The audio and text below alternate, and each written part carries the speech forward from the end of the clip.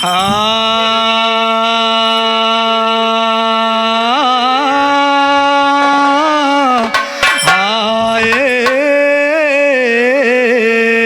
राम।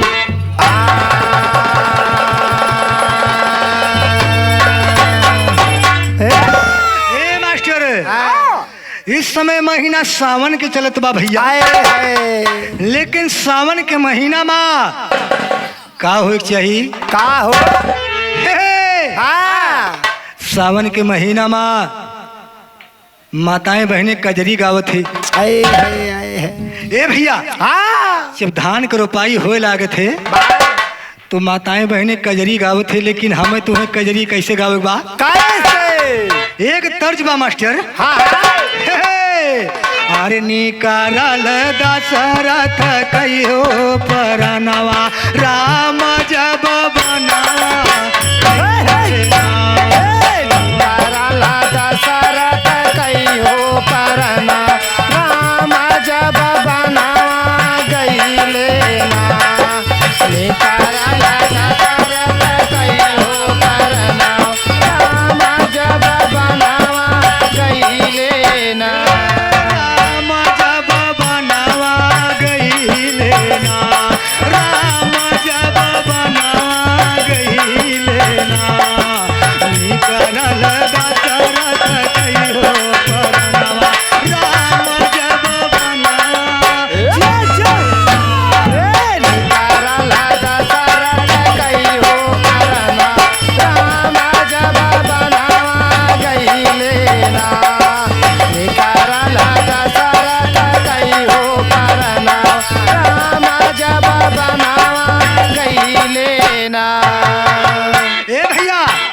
यही तर्जिया में कहना बा, कैसे?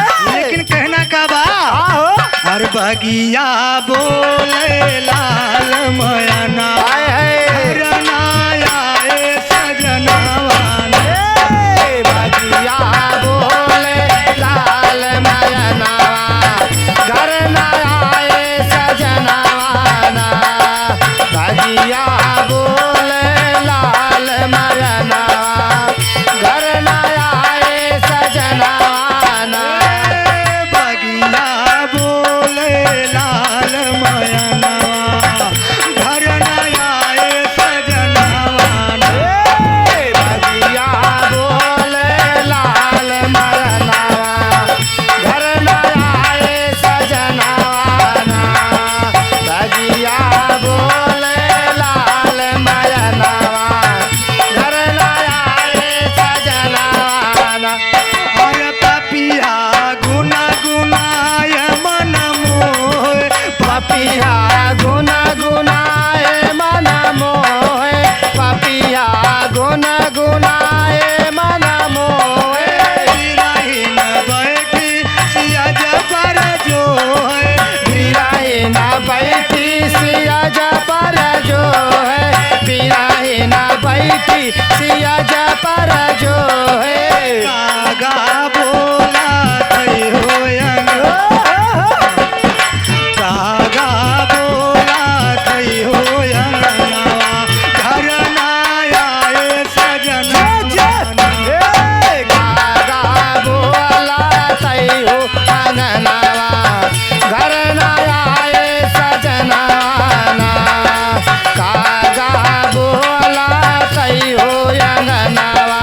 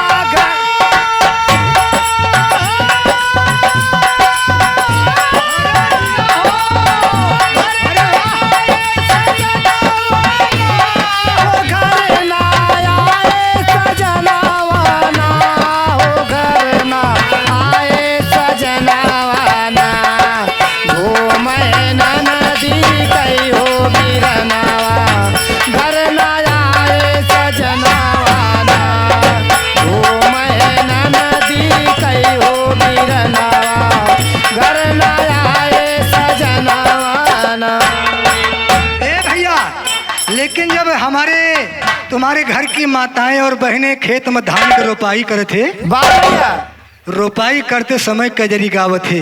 आए है लेकिन देखा एक लाइन बा कजरी कैसे गावत है। कैसे हे, अरे कजरी खेला बना गटोरे पना पे बस लागे सवनवा कजरी खेला बना गटोरे पना पे जब से लागे सवनवाना कजरी खेला बना गटोरे पना पे जब से लागे सवनवाना कजरी खेला बना गटोरे पना पे जब से लागे सवनवा कजरी खेला बना गटोरे पना पे जब से लागे सवनवाना कजरी खेला बना गटोरे पना पे जब से लागे सवनवाना सोने के थारी में जवाना बनायो सोने की थाली में जवाना बनायो सोने की थाली में जवाना बनायो जवाना जऊ बैना गटोरे पना पे जब से लागे सवनवा जवाना जो बना गटोरे पना पे जब से लागे सवनवाना जवाना जो बना गटोरे पना पे जब से लागे सवनवाना जवाना जऊ बैना गटोरे पना पे जब से लागे सवनवा जवाना जो बना गटोरे पना पे जब से लागे सवनवाना जवाना जो बना गटोरे पना पे जब से लागे सवनवाना झांझर गेड़ुआ गंगा जल पानी झांझर गेड़ुआ गंगा जल पानी झांझर गेड़ुआ गंगा जल पानी गेड़ुआ घुट बई तोर से लागे सवनवाना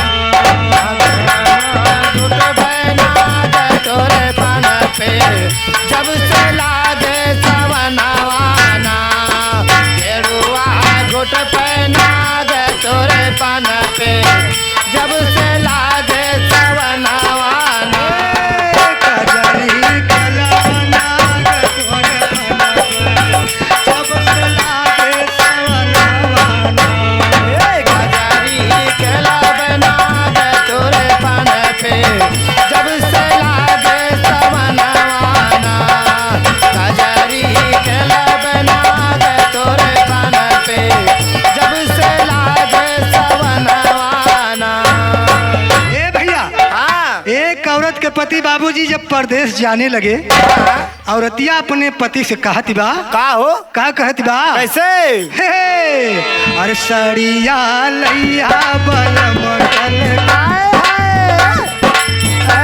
पावे लागे ना हाँ तो हमारी नाइट साड़ी लेता आया ओए होए सड़िया लैया बल मटल कटिया जामे झालर मटिया साड़िया लैला बलम कलकतिया जामे झालर मोतियाना साड़िया लैला बलम कलकतिया जामे झालर मोतियाना जामे झालर मोतिया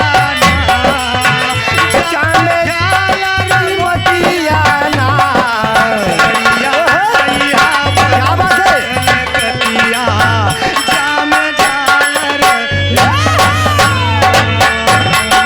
लैला बलम कलकतिया जामे झालर मोतियाना साड़िया लैला बलम कलकतिया जामे झालर मोतियाना सोने के थाली में जवना परोस सोने की थाली में जवाना परोसो सोने की थाली